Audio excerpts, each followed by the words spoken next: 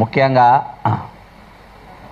మరి ఏదో విధంగా తెలంగాణలో ప్రశ్నించే గొంతుకలపైన కానీ విశ్లేషించే స్వరాలపైన కానీ వాళ్ళ ఎప్పటికప్పుడు వాళ్ళు స్పందించే తీరుపైన ఎందుకో ఆంధ్ర ప్రభుత్వం ఇప్పటికీ తెలంగాణలో ఉన్న మేధావులను మరి వీళ్ళందరినీ ఇయాటికి శత్రువులుగానే పరిగణిస్తుంది.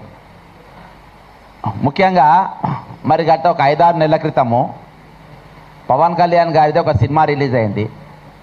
ఆ సినిమాలో కతానా అనే ఒక జపాన్ నైఫ్ను తల్వార్ను ఆయన తిప్పిండు. దాంతో ఆయన దగ్గర ఉన్నటువంటి ఒక కానిస్టేబుల్ ఒక ప్రాణం జస్ట్ తృణప్రాయంగా ఆయన ప్రాణం మిస్ అయిపోయింది ఆయనది. అది నేను వీడియో ఎవిడెన్స్తో సహా హ్యాబిట్స్ పోలీస్ స్టేషన్లో కంప్లైంట్ ఇచ్చిన. అంటే ఒక బాధ్యత గల ఆయన ఎవరో నార్మల్ గాడు ఎవరో చిల్లరగాడు కాదు కదా, ఒక ఉప ముఖ్యమంత్రి.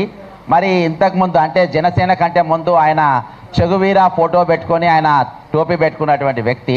కొంచెమైనా మరి అటువంటి భావాలు ఉన్నాయని చెప్పుకున్నాడు. తర్వాత ఆయన రంగు మార్చిండు. సరే ఏమైనప్పటికీ నేను అలాంగ్ విత్ ప్రూఫ్స్ ఒక బాధ్యత గల ఉప ముఖ్యమంత్రి తెలంగాణలో వచ్చి మరి ఇట్లా ఈ విధంగా ఎల్బీ స్టేడియంలో మరి బాజాబ్తా ఈరోజు కత్తి తిప్పుతుండ అంటే మరి ఒక పోలీసు ఒక దెర్రైతే ఆయన మెడ దిగేది అని వీడియో ఫుటేజ్ అంతించిన.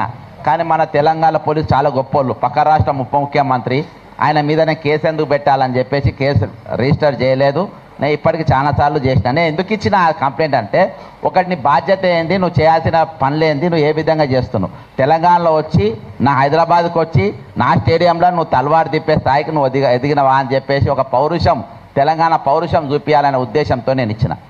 ఇక ప్రొఫెసర్ నాగేశ్వరరావు గారి విషయానికి వస్తే అంటే ఈరోజు వాళ్ళు ఏ విధంగానైనా నాకు ఇవాళకి ఒక అర్థం కాని ప్రశ్న ఏంటంటే ఇదే రౌండ్ టేబుల్లో ఎన్నోసార్లు ఇన్నయ్య గారు కూడా కూర్చుండ్రు. అసలు ఇప్పటిదాకా నాకు క్లారిటీ ఏంటంటే అసలు ఇన్నయ్య గారు ఎందుకు అరెస్ట్ అయ్యిందో ఆయన చాలామంది చెప్పలేకపోతే నాకు కూడా క్లారిటీ లేదు.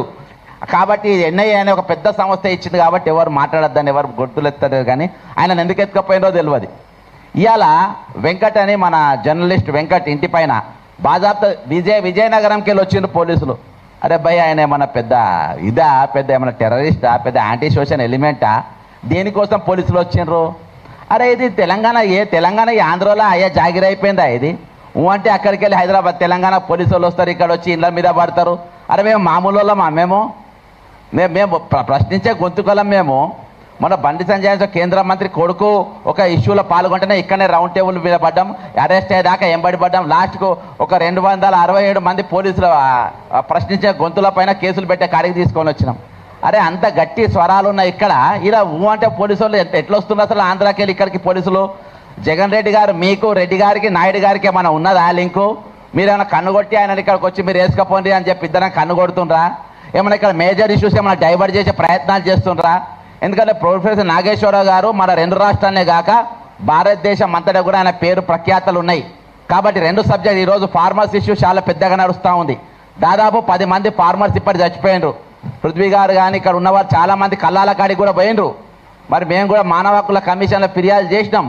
మరి ఇటువంటి సెన్సిటివ్ ఇష్యూస్ డైవర్ట్ కానీ అని చెప్పి ఇద్దరు కన్ను కొట్టుకొని ఇవన్నీ ఏమైనా కథలు పడుతున్నా అనే డౌట్ వస్తుంది. ఎందుకంటే ఈరోజు మరి ఎక్కడ చూసినా కానీ ఒక పెద్ద చర్చ ఈరోజు నాగేశ్వరరావు గారి వెళ్ళింది.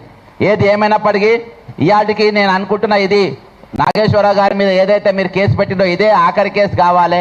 మళ్ళీ ఇంకొక జర్నలిస్ట్ గారి పైన కానీ ఇంకో మేధావి మీద కానీ ఇంకో ప్రశ్నించే గొంతుకల మీద కానీ ఈరోజు ఇటువంటి కేసులు ఉండే ప్రయత్నాలు చేయొద్దు. ఈరోజు తెలంగాణ వనరులు ఇంకా దోపిడీ గురైతేనే ఉంది. ఇవాళ ఫ్యూచర్ సిటీ కాంట్రాక్ట్ ఎవరండి? ఎవరికి ఇచ్చిన ఫ్యూచర్ సిటీ కాంట్రాక్టు?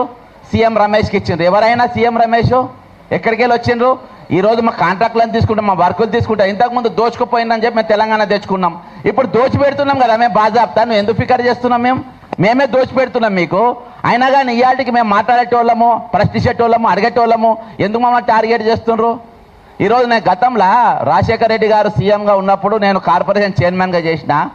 అక్కడ ఉన్న క్యాడర్తో కొంచెం నాకు దగ్గర సంబంధాలు ఉన్నాయి. ఎందుకంటే రాంబాబు గారు వాళ్ళందరూ కూడా నాతోని చైర్మన్గా ఉన్నటువంటి వ్యక్తి. కొంచెం నేను ఇన్పుట్ తీసుకున్నా అసలు జరిగింది ఏంటండి. నాగేశ్వరరావు గారు ఏదైతే విశ్లేషణ చెప్పిండో అది కరెక్టా రాంగా అని చెప్పి 100% కరెక్ట్ అని చెప్పిన. మరి ఎఫ్ఐఆర్ చేస్తారా నా మీద? ఇది అభిప్రాయం చాలామంది పెడుతున్నారు. మరి నాగేశ్వరరావు గారు చెప్తానే అంటేనే ఎందుకు పెట్టిండ్రు? ఎందుకంటే అది అయితే 2 రాష్ట్రాలలో కాదు దేశవ్యాప్తంగా పాపులర్ అవుతుందని. ఇదే నేను ఒకటే చెప్తున్నా, మీరు వెంటనే ఆ పెట్టిన కేసులు వాపసు తీసుకోవాలని చెప్తున్నా. ఇంకా ఈ చిల్లర కథలు ఏవైతే మీరు పేడ్ మీడియాతోని మరి నిత్యం ఆయన పైన ఏవైతే పోస్టింగ్లు పెట్టిస్తుండ్రో ట్విట్టర్లు పెట్టిస్తుండ్రో అవి మాకు కూడా వస్తే మేము కూడా పెట్టగలుగుతాం. అవన్నీ మానుకోవాలి. టిట్ ఫర్ ట్యాట్ ఇద్దామంటే టిట్ ఫర్ ట్యాట్ ఇద్దాం, చూసుకుందామంటే చూసుకుందాం. వీళ్ళు ఎవరైనా తక్కువేం లేరు. మరి మాకైతే పెద్దగా గుంటూరులో విజయవాడలో శ్రీకాకుళం నాకు పెద్ద పనేం ఉండదు. కానీ చంద్రబాబు నాయుడు ఇక్కడనే ఉండదు. నేను ఆయన ఇంటి మీద పోతే నాకు పెద్ద ఫరకేం పడది. పవన్ కళ్యాణ్ అంటే వాడు హైదరాబాద్కి రావాలనే వాడు ఇంటికి పోతా, వాళ్ళు ఎట్లా ఇక్కడ తిరుగుతారో చూస్తానే బాజాబ్తా హెచ్చరిక చేస్తున్నా. మీరు ఏమన్నా రాసుకోండి. ఇవాళకెళ్ళి ఇక్కడ ప్రొఫెసర్ నాగేశ్వరరావు గారి మీద పెట్టిన ఎఫ్ఐఆర్ వాపస్ తీసుకోకుంటే చంద్రబాబు నాయుడు అనేటువంటి హైదరాబాద్లో తిరిగాడు, లోకేష్ అనేటువంటి హైదరాబాద్లో తిరిగాడు. ఈడ పౌర సమాజం మొత్తం కళ్ళెత్తది. ఈడ మా తరపున మాట్లాడేటోళ్ళు మా దగ్గర ఉన్న గలాలను ఈ రోజు మీ కాళ్ళెత్తి తొక్కుతామంటే ఈరోజు ఇక్కడ ఊకునేటోళ్ళు లేవడం మిస్టర్ చంద్రబాబు నాయుడు. పవన్ కళ్యాణ్ గారు మీరేం చెప్పిండ్రు? మీరు రంగుల ఊసలు మార్చినట్టుగా మేము ఊసలు మార్చాం. ఇక్కడ మేము బరాబర్ నిలబడతాం, కళాయించి నిలబడతాం, మొగోళ్ళు నిలబెడతాం, మొనగాళ్ళ లెక్క నిలబడతాం. నీలక చెక్కగా లెక్క నిలబడాడు. ఈ రోజు నాగేశ్వరరావు గారి మీద తుపాకీ పెట్టి మా మీద కాల్చే ప్రయత్నం చేస్తున్నా కావచ్చు. ఈ రోజు మీ పోలీసులను ఇక్కడ హైదరాబాద్ ఏ విధంగా తిరుగుతారు? బస్ తెలంగాణకు పోలీసులు ఏ విధంగా వస్తారు? అరెస్ట్ వారెంట్లు పట్టుకొని ఏ విధంగా వస్తారు? మేము చేతగాని వాళ్ళమా? చేతు గాజులు వేసుకున్నామా? మిస్టర్ రేవంత్ రెడ్డి దగ్గర హోంశాఖ మంత్రి ఉన్నది, ఏ విధంగా నువ్వు అనుమతిస్తున్నావు? ఈ కాంచెల్లి వారెన్లతో ఆంధ్రకేరళ వాళ్ళ పోలీసులు వస్తే అరెస్ట్ చేసి లోపడేసి పడేయాలి, వాళ్ళని జైల్లో పెట్టాలి. ఎట్టెట్లు వస్తాయి? తమాషా చేస్తుండ్రా ఇక్కడ? ఇదే ఆఖరి ఎఫ్ఐఆర్ కావాలి, ఇదే లాస్ట్ ఎఫ్ఐఆర్ కావాలి. ఇంకోసారి ఎఫ్ఐఆర్ అయితే మామూలుగా ఉండని చెప్తున్నా, పవన్ కళ్యాణ్ చెప్తున్నా, ఖబర్దార్ అని చెప్తున్నా, హెచ్చరిస్తున్నా. రిక్వెస్ట్ బొంగ ఎవరు చేయడు ఇక్కడ. నువ్వు చేసి చూడు, ఇక్కడ అరెస్ట్ చేసి చూడు, కుత్క మీద కాలే తొక్కుతా నా కొడకల్లారా. జై తెలంగాణ, మన వీళ్ళకు జోహార్లు. జై తెలంగాణ. సరే తొక్కే కాడికి వస్తే గట్టిగానే తొక్కుదాం. కాకపోతే అదే చేతుల గాజులు అన్నాడు అన్న, వీరనారులు ఇక్కడ చాలా మంది ఉన్నారు. ఇలా అది బంద్ చేయాలి మనం. జర అది ఎప్పటి నుంచో వస్తున్న దిమాకులు ఎక్కడనో అది కొద్దిగా తీసేసేయాలి. వాళ్ళు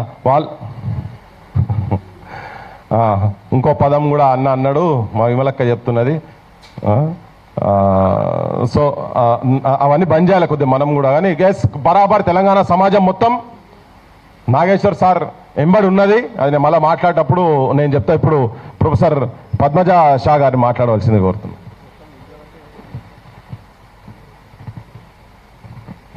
అందరికీ నమస్కారం. నాకు నాగేశ్వర్ సార్ ఇప్పటికి ఉస్మానియా యూనివర్సిటీలో చాలా ఏళ్ళుగా పరిచయము. ఆయన మొదటి నుంచి కూడా ఒక ఇంటలెక్చువల్ ఫోర్స్గా స్టూడెంట్స్ యూనియన్స్తో కానీ, స్టూడెంట్ బాడీస్తో కానీ, టీచర్స్తో కానీ, విద్యా వ్యవస్థలో కానీ, ఇతర సంఘాలతో కానీ చాలా యాక్టివ్గా తన ఆర్గానిక్ ఇంటలెక్చువల్గా చాలా కాంట్రిబ్యూషన్ చేశారు.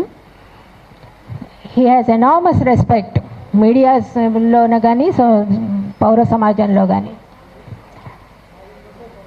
అయితే ఇటువంటి ఇష్యూ ఇన్ని ఏళ్లుగా విశ్లేషణ చేస్తున్న ఒక వ్యక్తి మీద పోలీస్ కేసు దాకా వచ్చింది అంటే చాలా ఆశ్చర్యం వేసింది నాకు.